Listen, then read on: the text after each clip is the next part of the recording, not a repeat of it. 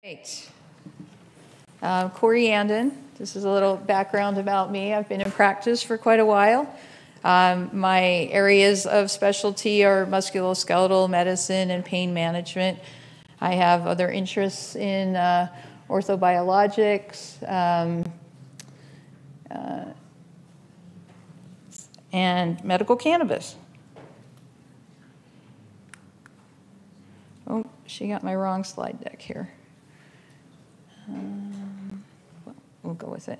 Okay, so let me back up here. Hold on.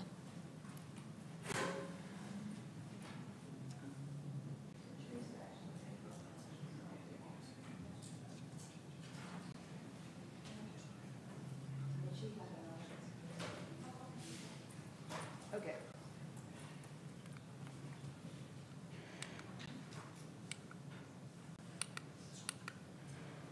All right, well, we'll start with talking about the endocannabinoid system.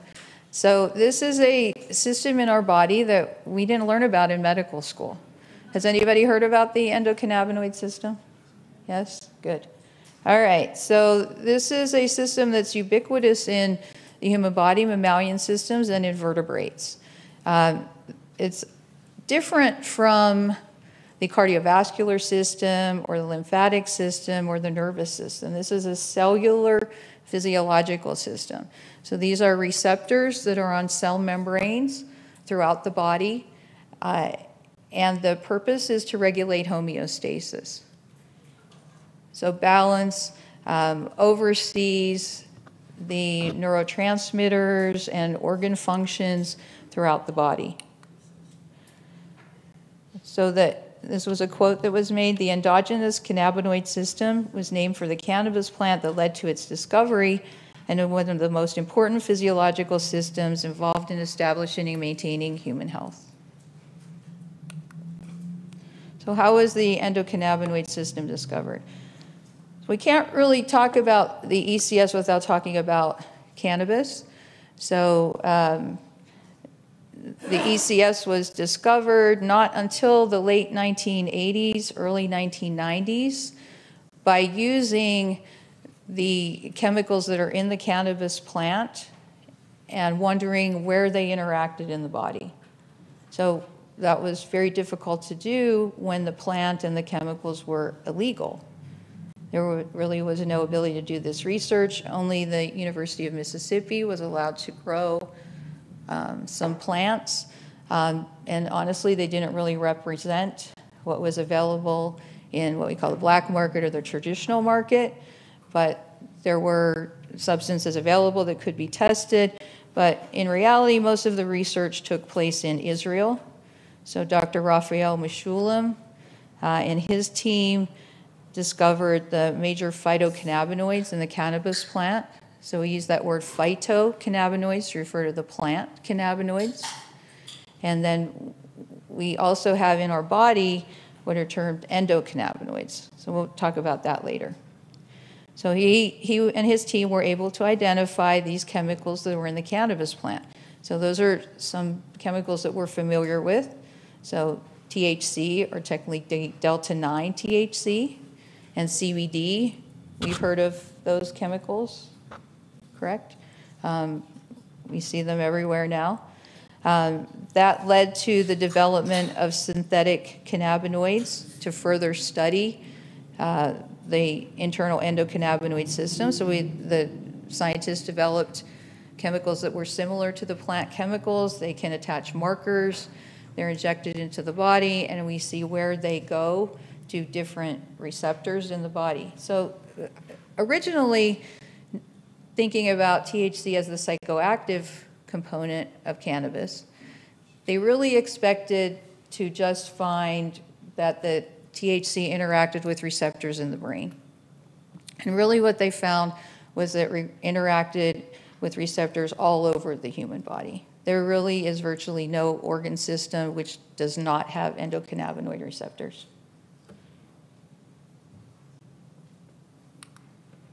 This is just a little timeline. I like to mention then just about cannabis in general. Cannabis has been used as medicine for more than 6,000 years, according to archaeological records, maybe back as far as 12,000 years. Cannabis originated in Eastern Asia, meaning the plant. They traced it to a lake in China and then spread from there through interaction with humans. So it's thought that early humans found the cannabis plant in the practice of gathering seeds for nutrition. Some of the resin from the cannabis plant would be on their hands, and then they might eat it or perhaps throw the plant into a fire, and then the smoke would be released. There's different varieties of cannabis plants. Some are psychoactive, some aren't, but at some point they discovered that this had some particular psychoactive or health benefits, and they collected it more and more. Cannabis is also referred to as weed because it grows like a weed. So it would follow humans. It grows kind of like dyer's wood. In disturbed ground, you could throw seeds and cannabis will grow. It grows very easily. It may be more difficult, however, to grow well, like we cultivate other plants. So cannabis spread all across the world. It was used as food, fiber, medicine for thousands of years. So as food, we talk about the seeds. People may see on Amazon, you can buy hemp hearts, you can buy hemp seed oil. So this is all from the seeds, that part of the cannabis plant. We have the fiber from the stalks of the cannabis plant. So canvas, rope, clothing, more recently hempcrete. So our country was founded on hemp. How many people know that? Do we know that? So the word canvas for sailcloth and such comes from cannabis. Sailors' uniforms were made from hemp. They say the American flag, the first one, was made from hemp. It was required in the early colonies that farmers grew hemp. We needed hemp, even more so than cotton and wool. It was popular. And then as medicine, the cannabis that we're talking about that we're currently using as medicine comes from the flowering tops of the cannabis plant, so not the seeds. So the leaves could also be grown as tea, used as tea. You can take raw cannabis flower and leaves and eat that, just like any other plant or vegetable matter. But the products that we're talking about that are available in the pharmacies come from the cannabis flower. So it's the flowering tops that produce structures called trichomes.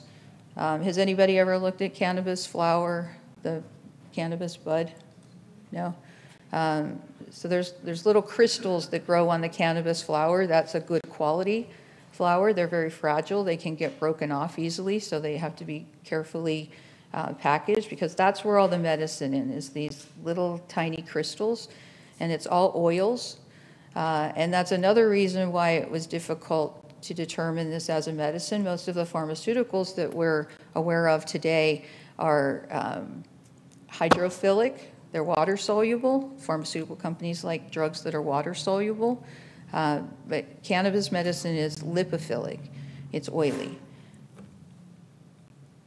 Now, it's often said that there's no research about cannabis and we should be careful about using it. So as I said, it's been used as medicine for 6,000 years in many different cultures. There are over 35,000 scientific papers regarding cannabis. There's hundreds of thousands of scientific studies and journal articles, because it's of interest and investigation to not just us as physicians and clinicians and practitioners, but this is a very interesting plant. It's been described as the most complex plant. So botanists, biochemists, agriculturists, chemists of all sorts are studying this plant in laboratory. So if you look up data or research articles, there is a lot of complex agricultural and just plant science material about this. There is quite a bit from the medical perspective, but again, that was limited because of the illegality, but there are lots of research articles about cannabis. Currently, cannabis legalization is supported by 67% of Americans. As Rich said, there are many states that have allow some form of medical cannabis, whether that be the hemp-derived CBD products. I know of only 2 states, I think Idaho and Wyoming, that still sort of forbid CBD per se. So I think if a person tried to order CBD on Amazon and you lived in Idaho, they might say they can't send it to your state. So the legal cannabis market is estimated to be $20+ billion, but the traditional market, we call it black market, but the traditional market, because even though it was made illegal, it's still been around and available for the past 100 years. So cannabis was only made illegal in the 1930s or so.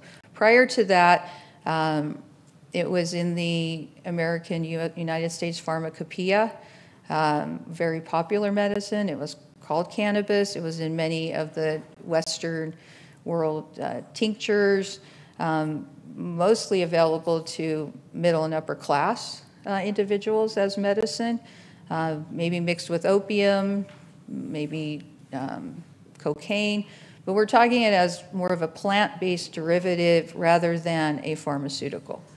So it was in more kind of the pure forms from the plant. So, and there has never been any lethal dose of cannabis for all of those years. It just doesn't kill people. So that brings up the point. So there were many medicines that were used that we didn't have randomized controlled studies to say how they worked, right? Opium was used for, I don't know, hundreds of years. Aspirin was used for at least 100 years before we discovered the biochemical nature of how it worked. All right, so as I was saying about the endocannabinoid system, so it provides oversight, communication, and modulation to maintain homeostasis. There's body systems, even though we have our specialties, you know, cardiovascular, urology, rheumatology, neurology, we have to remember that all of those systems work not in isolation, but communicate with each other, and the endocannabinoid system facilitates that. So what functions are regulated by the endocannabinoid system? So this may not even be a complete list. Okay, so appetite, digestion, metabolism, liver function, cardiovascular function, reproductive, down the line. The main things that our patients are using for, as we said, chronic pain is kind of the main condition that people are using cannabis for. Cannabis is a very potent anti-inflammatory. It modulates immune response. It's involved in tumor cell surveillance and causing tumor cells to stop growing and to implode, apoptosis. There are neuroprotective effects, pain modulating, involved in learning and memory, motor control, seizure, mood, sleep. So there really isn't any system that isn't impacted by this, and disorders of these conditions can be treated with medical cannabis. Okay, so what are the components of the endocannabinoid system? So there's 3 main parts in the body. So we have the compounds or the ligands that are going to bind to the endocannabinoid receptors, and then we have endocannabinoid enzymes that participate in the formation of endocannabinoids, meaning in our own body, and the breakdown of cannabinoids. So we use that word endo to mean the cannabinoids that are in the body. So along with studying the cannabis plant and finding the endocannabinoid receptors in the body, the scientists then wondered, well, why do we have receptors for the chemicals in this plant? right? So that led to more research in the 1990s, Dr. Howlett and again Dr. Mishulam, that discovered that we actually have chemicals in our body that are chemically quite similar to the plant chemicals. So similar to delta-9 THC, similar to the other plant chemicals. So the endocannabinoid compounds are produced, as we said, by many different types of cells. That's why they have those different effects, interact with many different types of receptors. And they're different from the cannabis plant in that they're produced, they're released, and they're readily metabolized. So they don't circulate in the system for long periods of time. They're sort of created on demand.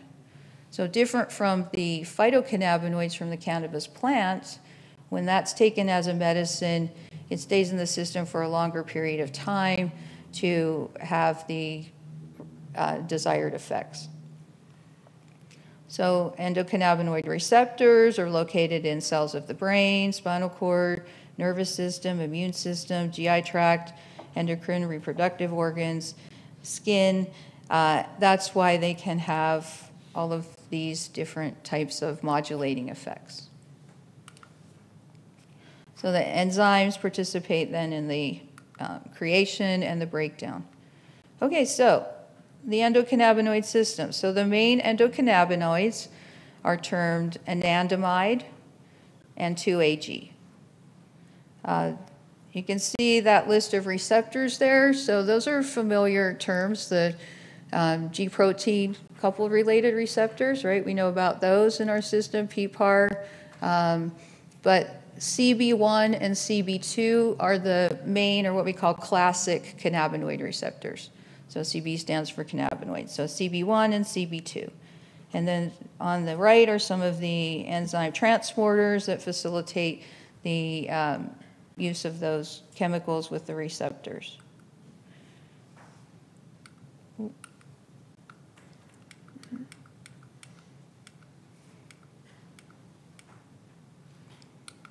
Okay, so CB1 receptors and CB2 are the most ubiquitous in the body. So the CB1 receptors are mostly present in the brain and the nervous system. So delta-9 THC binds to CB1 and CB2 receptors, but the psychoactive effects of delta-9 THC relate to binding of the CB1 receptors. They're highly present throughout the brain. In fact, they're the most numerous receptors in the brain, more than serotonin, dopamine, noradrenergic receptors. There's more CB1 receptors than any of those. So in the hippocampus and amygdala would be the main reason for psychoactive effects, influence on memory and cognition. CB2 receptors are mainly present in the immune system. So this is how modulation of the inflammation occurs and tumor surveillance and such. So TRPV1 receptors, particularly and TRPV2, also in the skin, so topical cannabis can be beneficial, particularly CBD interacting with superficial TRP receptors. And a variety of the other G protein, and we're studying more. And it should also be said that the cannabinoids are also interacting with the dopamine, serotonin, other receptors, modulating that. So this is again showing, so the major CB1, CB2 receptors, where it's been determined scientifically that these receptors are located. Did anyone go to the talk last night about the reproductive and such? So as I was watching that talk, I wanted to say, yes, but we have the endocannabinoid system that oversees all of those hormonal pathways as well. Okay, so the endocannabinoids, anandamide and 2-AG. Anandamide primarily interacts with CB1 and 2-AG with CB2 receptors. Then we have the phytocannabinoids, so the plant cannabinoids. So there's really more than 120 different phytocannabinoids in the cannabis plant. So it's not just THC. It's not all about the THC. That's the tip of the iceberg. That's what's regulated because it has psychoactive effects. But there are more than 120. I've seen numbers up to 140, 150 different phytocannabinoids. So this is this chemical structure that interacts with cannabinoid receptors.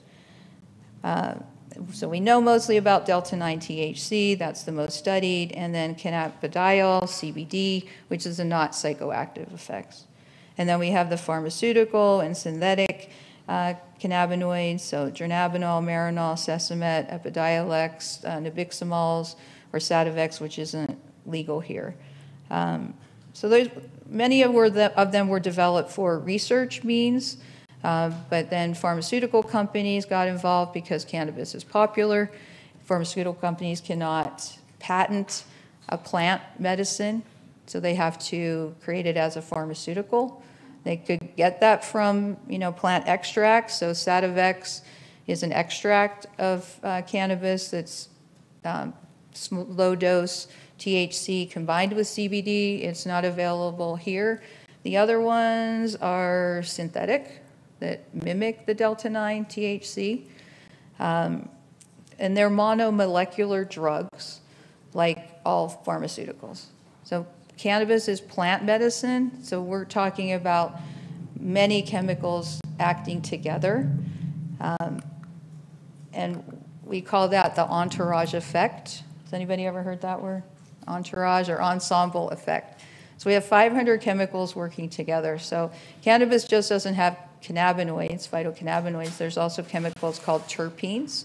So terpenes are what give plants their flavor and aroma. So doTERRA oils are all terpenes or terpenoids. Every cannabis plant has not only 120 phytocannabinoids, but has 200 terpenes. So every dose of that little medicine from that flowering top of that cannabis plant has a total of more than 500 chemicals, the phytocannabinoids, the 200 terpenes. There's more than 100 flavonoids, which are antioxidants. So in many ways, cannabis can be considered a supplement with very health benefits. It's not about the THC and getting high. That's missing the whole rest of the iceberg. Okay, so that. Okay, so CB1 receptor.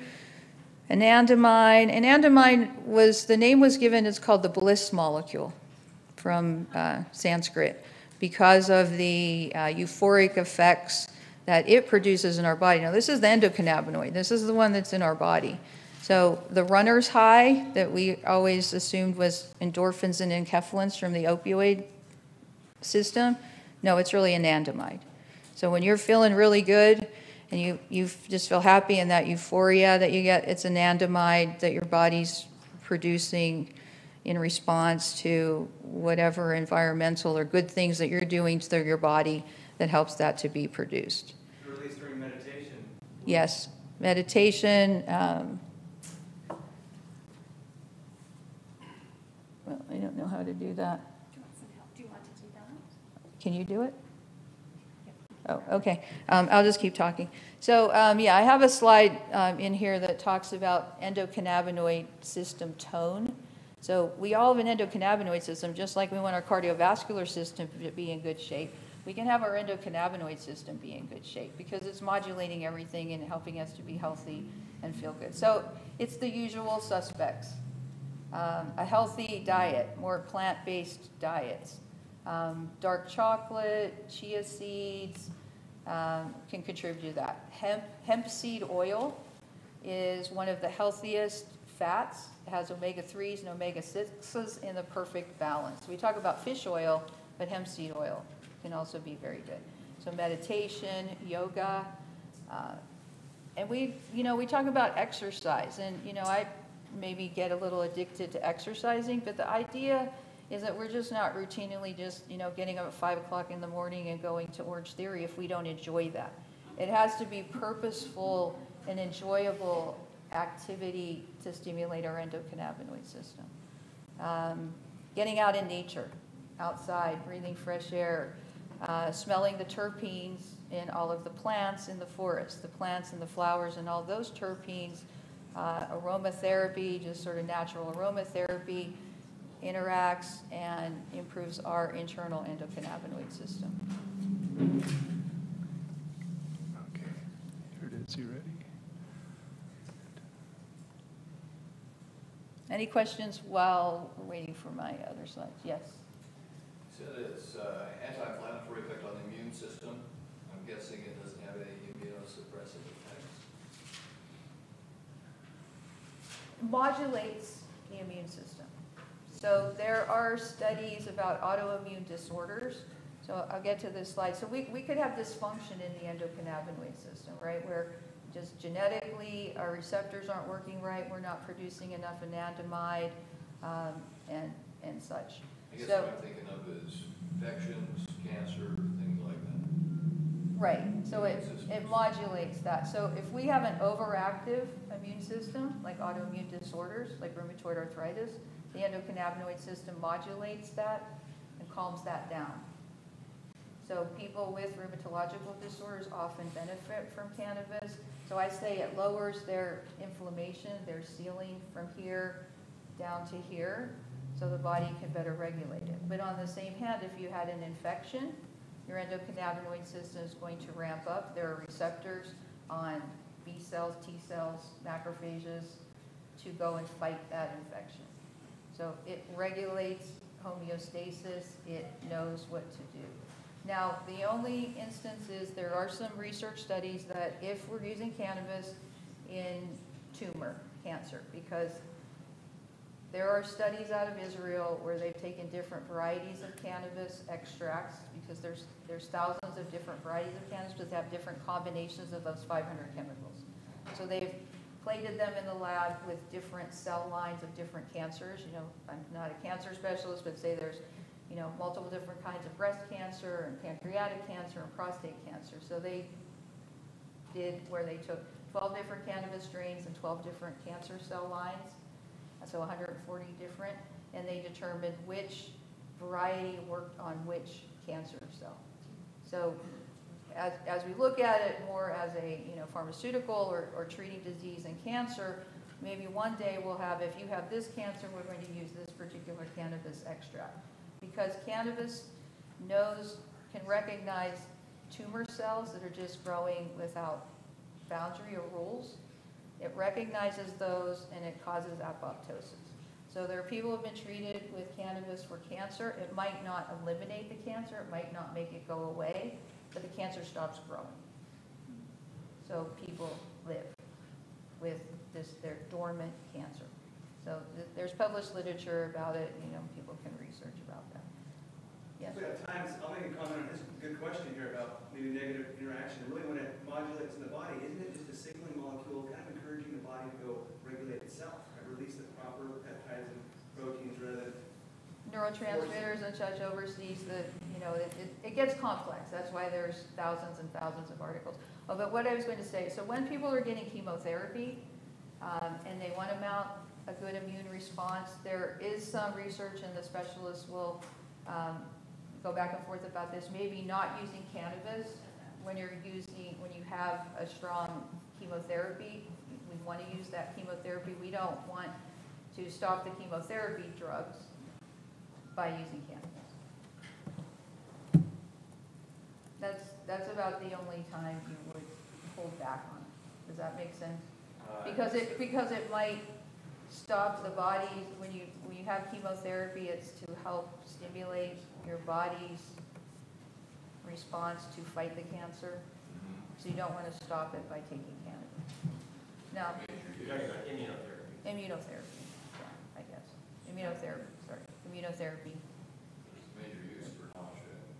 Right, so if a person is getting immunotherapy for whatever the course of that treatment is, they might want to stop cannabis, but then exactly the other clinicians will say, well, they need it though because they have nausea and vomiting and this is the only thing that helps them so that they can have proper nutrition. So the experts, I've listened to webinars and podcasts, they go back and forth about that. So it's sort of a lesser of two evil kind of decisions.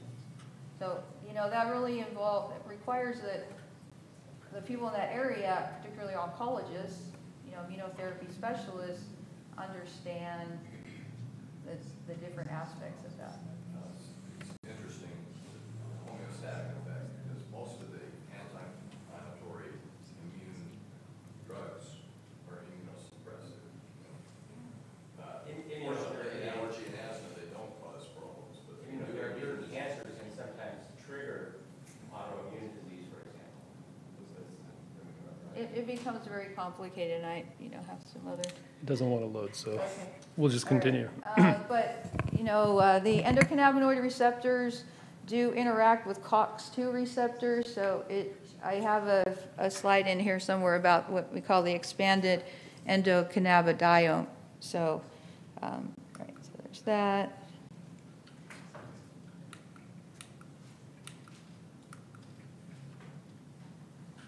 So the ECS enzymes, so they produce the cannabinoids, they metabolize the cannabinoids, degrade the cannabinoids, so the ones in our body. So, trying to find, okay. So this is the physiology. So they're actually metabolized and produced at the postsynaptic membrane, okay? Then they travel into the synaptic cleft, and they bind to the presynaptic memory. So it's a feedback loop. So let's say neurotransmitters are produced at the presynaptic membrane, released and bind to the postsynaptic membrane. So say GABA and glutamate receptors are activated. If there's too much, then the body produces the endocannabinoids that cross back over across the synapse and stop that production. So that's one of the mechanisms for decreasing pain, neuropathic pain, if we're talking about GABA receptors and such. They interact with serotonin, dopamine, noradrenergic receptors to influence mood. That's how they treat anxiety and depression. So it's this across the synaptic membranes released, but they're produced, they travel, and then we have the enzymes at the presynaptic membrane, presynaptic terminal that break down those products again. So they're only there transiently, producing their effects. And this is one type of cellular mechanism, but as we said, there's mechanisms all over the body. Again, showing kind of the different receptors then that anandamide and 2AG produced at the postsynaptic membrane can bind to the receptors, CB1, CB2, TRP receptors, GPAR receptors, have different effects. EMT is endothelial, I had it on my other side. It has to do with tumor cell progression and metastases. So if it binds, there's those receptors, that's how it stops tumor growth and creates apoptosis. All right, so this is the expanded endocannabinoid. So it's a very busy slide, but just showing different receptors, different neurotransmitters, different chemicals that are involved in the endocannabinoid system to have the different effects in the body. Another just example of the complexity of the different interactions that scientists have worked out as far as how the receptors respond in response to stress, to modulate how we feel in our responses, whether at a psychological or physiological, physical level. Okay, so summary of the ECS and endocannabinoid tone. So we have this network of receptors that elicit therapeutic effects and potential side effects. CB1, CB2 receptors are the most studied. So endocannabinoid tone is a reflection of all these components acting together, influenced by the levels of the endocannabinoids, the rate at which they're produced and metabolized, the density of the receptors in the brain and target tissues, and their binding affinity. So again, another example of how these different chemicals could have different effects. Some examples, some of the different cannabinoids that there are. Phytocannabinoids in the cannabis plant, so delta-9 THC, delta-9 THCA and CBDA are in the raw plant. There's more study on CBC and CBG. Okay, so ECS pathology, so we can have normal or dysfunctional endocannabinoid tone. We were talking about that. So it's been hypothesized in their studies that endocannabinoid deficiency syndromes could include migraine, fibromyalgia, IBS, PTSD. So something's not working right in that system. So it could be genetic. So I have a patient that she has autoimmune disorders, she has pain, but when she has consumed cannabis, she has no effect, like nothing happens. She doesn't feel any psychoactive effects. She's taken, large quantities. So, that's very puzzling. She's tried all forms, inhalation, tincture, edibles, nothing works. So my hypothesis is genetically, she's got something wrong with her receptors. Unfortunately, we don't have tests for that. Scientists are working at that, both, at a lab level and clinical level, but it's possible that there are some rat models, some animal models that show that we can have dysfunction in those actual receptors. So maybe that's why the medicine isn't working for her, because it doesn't bind. There's a misshapen receptor system through her body. We don't know what causes fibromyalgia per se, but people are studying that. But it could be, again, endocannabinoid receptor dysfunction. PTSD. So chronic stress affects the cortisol levels and different functions in the body, the amygdala, hippocampus. People are chronically stressed. This is a condition that I've just seen in my practice that high THC seems to work very well for. Normally, I'm looking at all of the other cannabinoids and working on the combination of all of those chemicals together, the entourage effect. But people with PTSD seem to respond very well to high THC. Why is that? Well, THC affects memory. So they have decreased memories, they have decreased rumination on the bad thoughts. So when all other medicines seem to have failed, cannabis works very well. This is why our veterans are very strong advocates for medical cannabis. And perhaps, from what I've gone over on a broad scale, we can see why that might be effective. Endocannabinoid hyperactive syndrome. So metabolic syndrome, obesity, insulin resistance, cannabis, the endocannabinoid system helps regulate insulin. We can really disturb our system with poor eating habits and diet, chronic stress, as the lecturer went over last evening. And our endocannabinoid system becomes hyperactive, stimulating appetite, storing fat. And so there are some research models looking at that. This was actually a picture put in a magazine or a journal called Cell, which is a highly respected scientific journal, indicating that the balance, the yin and yang of hyperactivity, not enough, or the balance between CB1 and CB2. Those are just chemical diagrams of the different synthetic and natural cannabinoids that have been studied and the different effects that can be had. So there's lots of research in not just our medical journals, but Nature in 1 year had 4 articles about the endocannabinoid system. Cell and scientific journals are very interested in this topic. This was how we optimize the endocannabinoid tone that we were talked about a little earlier. Also cold cryotherapy. I've become a fan of just getting in cold water now.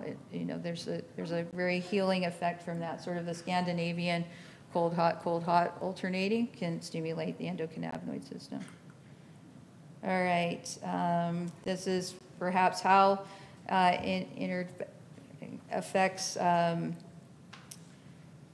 metabolism and obesity, what we eat, the insulin sensitivity and resistance, how we've studied and moving on in the future as pharmaceutical companies perhaps look and researchers look at how we can develop different chemicals that interact with the CB1 and CB2 receptors. Okay, let's talk about cannabis some more. So the cannabis plant, and then the flowering top is what we call the cola scientifically, or the bud. That's where all the medicine comes from. You can see those little crystals, and then that's a close-up of the trichomes, the oil-containing resin glands. They're very fragile. We want to keep those intact if we're talking about the flower. But then the flower is then, Rich talked about this, but I imagine there's some curiosity, like how do we get this to then be medicine? So this is so cultivators grow the cannabis plant, and then it goes to processors. So the processors could be, well, the plant is then dried and cured. So it's not fresh plant. So the cultivators generally do that. They're going to hang it or dry it, or they have different methods. And then the processors are either going to sell it as the flower, the buds of the flower, or it can be processed into these other substance or products that we use, so oils. So it requires some extraction processes to get rid of the plant material, meaning the chlorophyll, the lipids, the waxes that make it the plant, and you just want those trichomes and the oils from the trichomes. So you can use carbon dioxide extraction, which is the cleanest. There's different solvents, hydrocarbons, alcohol, but always in that process we want to make sure that those solvents are then removed from the final plant product. So this is another reason why we really want to have product from the pharmacies that has been tested by the state. Not just what's the THC content or the CBD content or the cannabinoid content, but what's the solvent or the heavy metal content in that. We don't want to have any of that.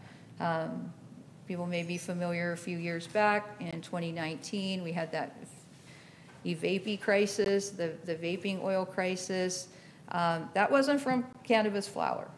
That was from the processing method to make the vape cartridges, where they had the cannabis oil, which is fine. That has been used as medicine for thousands of years. It has a certain thickness or thinness, and they were adding other oils to it, so a vitamin E type oil to make it the proper consistency in the vape cartridge. So we can eat that oil, but it's not safe for breathing. So particularly for inhalable products, they need to be tested. So people should never, ever use black market vaping cartridges that people can make in their basement and add whatever they want. We don't want to put that in our lungs. Yeah, you just answered my question. Yeah. It was going to be that a lot of the big cartridges were from that traditional market and not from a regulated Right, market. right. So I always advise my patients they need to buy that from the pharmacies where it's tested. Our lungs are not very forgiving, as we know in the past 2 years. So these vaping products from pharmacies are not irritating? They can be irritating. So I can talk about the different products that way. So flower is the most organic, right? That's, as I say to my patients. So I spend a lot of time educating my patients. I just don't give them a card. I kind of do this sort of a talk with them so they understand the plant as they're taking it. So the flower is the most organic. It should be tested for pesticides or mold, that sort of thing as it grows. But that has the 500 chemicals. That has all the cannabinoids, all the terpenes, different varieties. What we call cultivars have different combinations of those chemicals that can have different effects. So certain chemicals are more anti-inflammatory, certain chemicals might be better for seizures. Some of those combinations of chemicals might be more energizing, some might be more sedating, better for relaxing or sleep, better for anxiety. Other ones more when you want to do something. To consume the cannabis flower, it's either, you can eat it, as I said, it won't be psychoactive. You can then inhale it.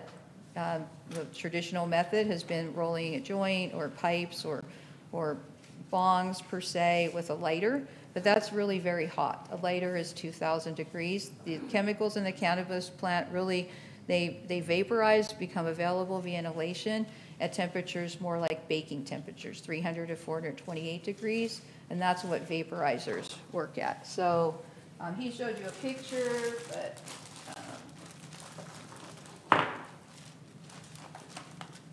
this is a portable vaporizer for cannabis flower. It has a little gauge on it that you can set the temperature to that range, 300 to 450 degrees. The flower is inserted into this little opening, and it's chargeable, and it's just used like an inhaler, okay? So it's just cannabis as medicine. It's set in that range, 300 to 428 degrees. So it's vapor, it's not hot, so it's not burny to the back of the throat. We don't have smoke, we have vapor. So there has been research on cannabis, even smoking. So cannabis smoking has never caused lung cancer.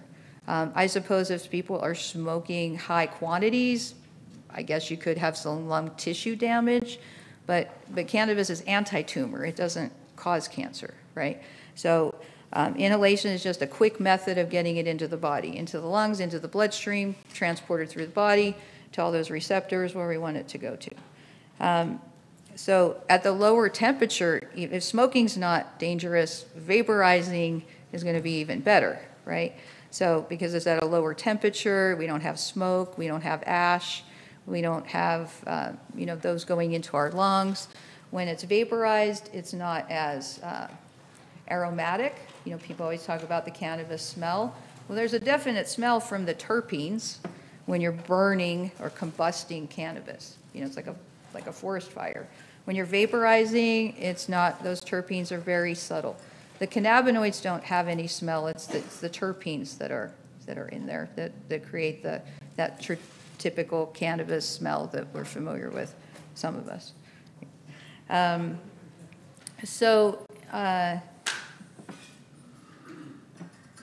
Another way of inhaling then would be the processed form where we have the vape cartridges, okay? So this is created by a processing method where we're basically distilling the cannabis plant, those 500 chemicals, down to just THC or just CBD, okay? So we don't have the whole plant effects, entourage effects anymore. We just have THC.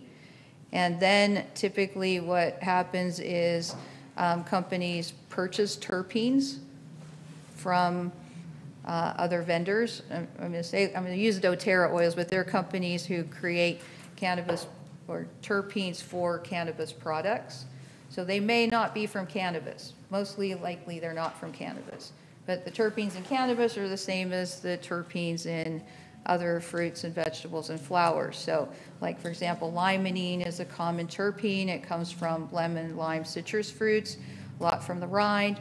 So you may extract that, and those kinds of chemicals are then added to the vape cartridge. Sometimes they add some MCT oil, coconut oil.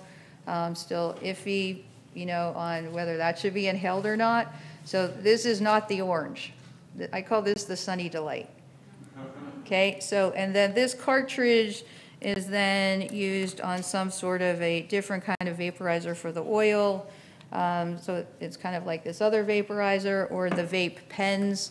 It screws onto this little pen battery for inhalation. So patients really like these because they're very discreet.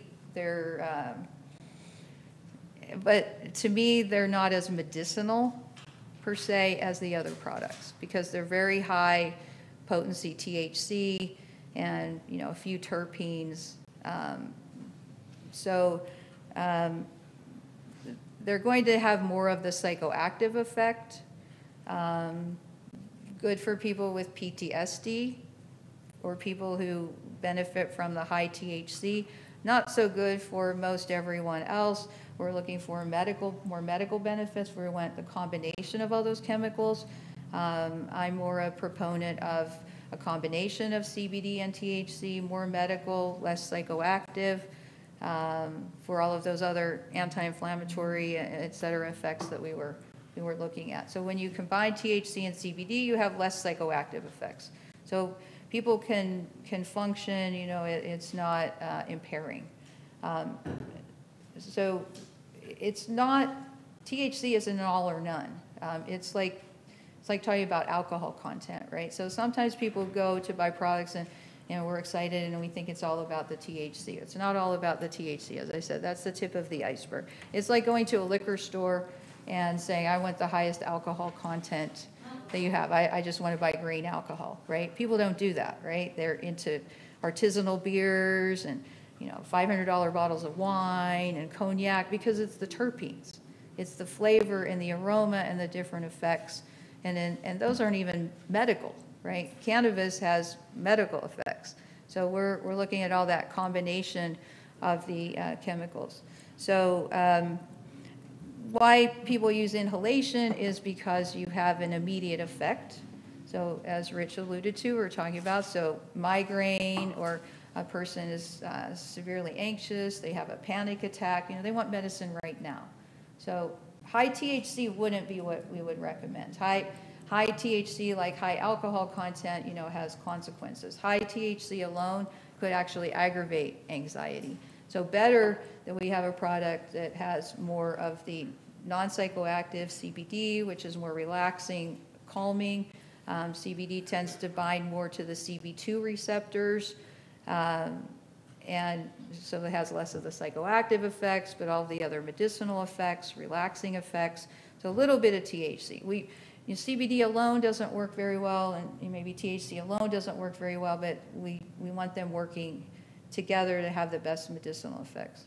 Just speaking of inhalation, I think it's important to recognize the state outlawed flame to flower because you're wasting a lot of these minor cannabinoids. When people have been smoking traditionally, you're getting the THC, it's very robust, but you're denigrating all these minor cannabinoids. So the state took a very progressive lead in the country by saying, no, vaporize it. It's okay if you still get that feeling, but get the medical benefit along the way, because those different cannabinoids and terps will combust at different levels along that heat spectrum. Right, yeah. So there, I have an educational booklet that I give my patients that has the chart of the different temperatures that terpenes activate at. I'm really supposed to be talking about the endocannabinoid systems. That's why I don't have all of this in here. But this is a different temperature range for different cannabinoids. Generally, it's between 300 and 428 degrees. So if you know what chemicals are in your plant, like THC only needs 315 degrees. So the most appropriate range is somewhere around, I just like to say, let's try 365 degrees because it's easy to remember, days of the year. And, you know, you set your temperature for the flower on that. I generally, like I say, recommend cannabis products. There's flour. You can buy flour. There's a lot of it that's high THC flour. So cannabis flowers generally average 20%, kind of 15 to 30% THC. When I was growing up, not that I knew it at the time, but scientists have determined from analyzing old cannabis that THC in probably original organic, just wild growing cannabis was about 4 to 5% THC. Back up to a much more elementary level. Okay. Okay, so I know that there are different strains of the plant, and that some might predictably have more THC. But my understanding is that an individual plant may have more or less just based upon sun or water True. or dirt content. And so how are you deciding which is a quality plant that will have more of this THC when it's actually a plant? Which Sure. So that's actually a very advanced question. Oh, So we have the cannabis plant. It could grow wild outside. In my opinion, it's best if it is grown outside, cultivated outside, because the cannabis, these chemicals aren't growing for us.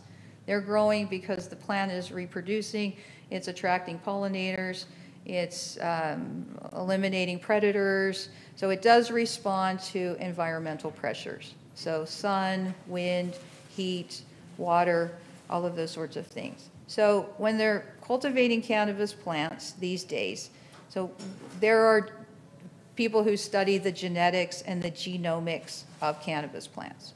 So they analyze these strains, or varieties, I should say, like they do corn and quinoa and beets.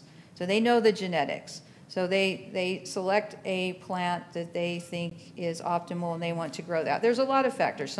Some plants grow in a shorter period of time. So our modern market, cultivators want plants that grow and mature quickly so they can have multiple harvests, right? But if we're growing plants outside, Northern California, I just visited some farms there. They're going to basically grow 1 or 2 harvests a year outside. And when they're growing those, they're going to have robust terpene profiles because they're growing outside. But even that, if they're growing from seeds, even if it's the same genetic structure, every plant could grow differently. I saw plants there, some were purple, some were green, some had this shape, some had that shape. So, and then the other alternative is that here in Utah, in a lot of states, they're grown inside in warehouses. So they may be in soil with fertilizer, they may be in chemical root balls and LED lights, right? So I'm just thinking those plants definitely grow with a sort of different terpene profile, different cannabinoid profile than plants grown outside. So they grow from clones. So you would think that clones would be the same genetically. No, they grow differently also. So unless we test every single plant individually, there's no way to exactly know what that chemical structure is. It's like every plant gets a 23andMe.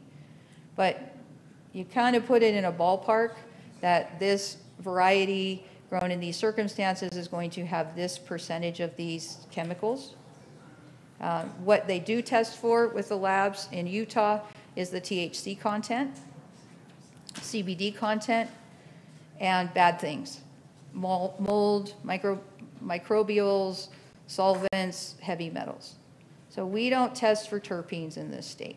Nevada does. So Nevada requires that products be tested for the 3 main terpenes. So it would be hard for us, really, as clinicians, to get to that level of specifically saying, when you go to the pharmacy, for your condition, you should get this strain, this variety of cannabis flower.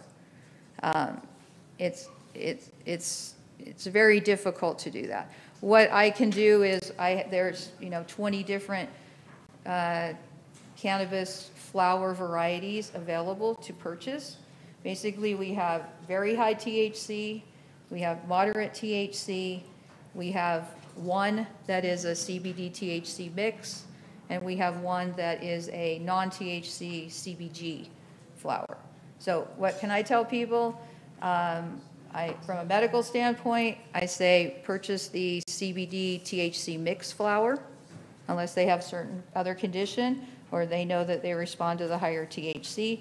If people are prone to anxiety, I say select something that has a lowest THC percent you can find. Don't buy the 28% THC. Don't buy the grain alcohol. We want to buy the beer. And they can also then mix flowers. So they can mix the non-THC flower, the CBG flower, and the THC flower together. And this becomes not just personalized medicine, but it's empowering medicine. The patient, given enough education, can try to figure out what works for them, in that this is not lethal. Nobody's going to die when they experiment with it. The worst thing that happens, the most common side effect with using cannabis, if people take too much THC, they can be sedated, too tired. If they're prone to anxiety, they could become anxious or paranoid. It's going to wear off. Generally it's going to last minutes to, an hour or so. And then, because when you consume cannabis, when you have all those, especially a whole plant, full spectrum product, you're going to cycle through those different chemicals. So you get the THC at first and you know, maybe you feel a little anxious. That's going to wear off, and then you're going to feel more relaxed and happy, energized, and then, you know, later relaxed. It goes through these different phases of effect. So that's why people like experimenting with different cannabis products to find what they like, because everybody's metabolism and endocannabinoid system, not just the product difference, but everybody's body reacts differently to all of these different chemicals. So there's a lot of experimentation that goes on. It just behooves us as providers to kind of conceptualize, oh, okay, I understand that, and at least point people in the right direction. But unless we tested every plant, which would be very expensive, to test, that's why we're not testing terpenes. The machine that's required to test terpenes is very expensive. I don't know, do you think we'll ever be doing that here? Yeah. Okay. Yes. Are pharmacy prices regulated? And if so, how does it compare with traditional 113 grams? So the prices aren't regulated, it's market driven. There's a certain cost of cultivation and processing. The pharmacies can establish their prices, and I think they want to be competitive among themselves. There is a bit of an advantage in the fact that out-of-state products aren't permitted, because products are much cheaper in states that have a more mature market. They've been doing it for a while. So products are cheaper in Colorado and Nevada than they are here in Utah, correct? So there may be people, as there were even when it was illegal, that are getting products from elsewhere and transporting them in because they can't afford it here. So that's a whole different, you know, ethical issue. You know, people want their medicine, but they can't afford it here. So we're not allowing them to get the product that it's tested. It's from a pharmacy or a dispensary in another state, but they're not allowed to bring it across, you know, state lines. And also in this state, he didn't mention, but we're not allowed to grow our own cannabis plants. So that would be another, you know, economic factor that people could find what they like and grow their own. But in this state, we're not permitted to. All right, other questions?